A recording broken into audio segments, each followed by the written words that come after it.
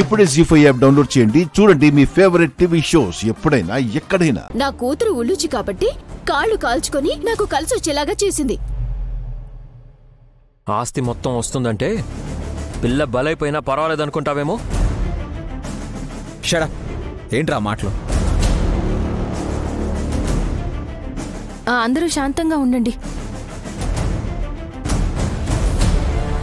సుమన పరిహారం అడగడం, అత్తయ్య ఇస్తాననడం అది వాళ్ళిద్దరి మధ్య ఉండే అవగాహన. దానికి ఎవరూ అభ్యంతరం చెప్పరు, ఇవ్వాల్సిందేనని సపోర్టు చేయరు. మీరెవ్వరూ నేను బాగుపడాలని కోరుకోరనే. ఎలాంటి కోరికలు పక్షపాతం లేని స్వామివారిని ఇంటికొచ్చి న్యాయం చేయాలని వారినే పిలిపించనక్క.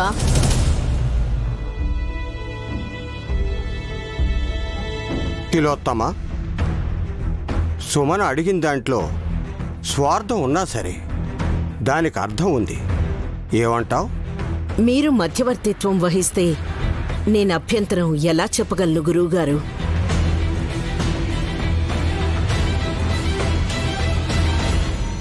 అయితే ఒక చిన్న విన్నపం. సుమన రాసుకొచ్చిన డాక్యుమెంట్స్లో తిరకాసుండొచ్చు. అందుకని మళ్ళీ మేం రాయించిస్తాం.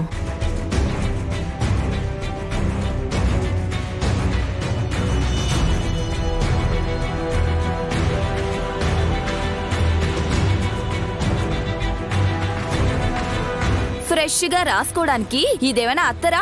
ఆస్తి ఎప్పుడు రాసినా ఎలా రాసినా దాని విలువ దానికే ఉంటుంది.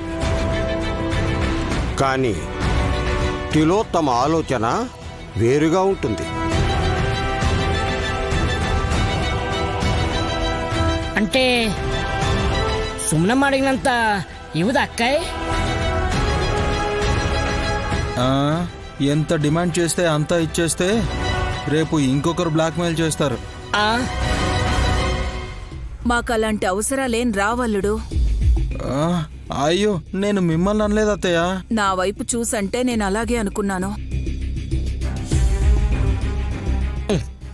నిన్ను చూసి మురిసిపోవడానికి నీ మొహం కలగాలేదులేవే. జబ్బు పట్ట మనుషులా డల్గా ఉన్నావు.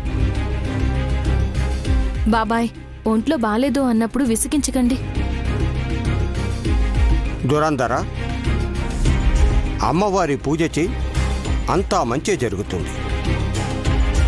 అలాగే గురువుగారు. ఆస్తుల వాటా రాసిచ్చాక ఇద్దరం కలిసి పూజ చేద్దాం పిన్ని.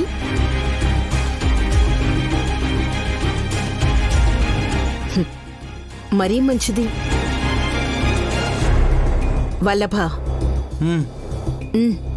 వెళ్ళి బ్లూ ఫైల్లో ఉన్న పేపర్ పెన్ తీసుకురా. Okay mummy.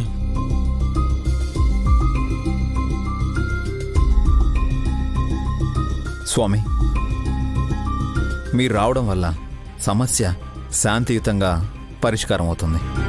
ఇవాళ నేను రావడమే కాదు విశాల, ఇంకొకరు రాబోతున్నారు.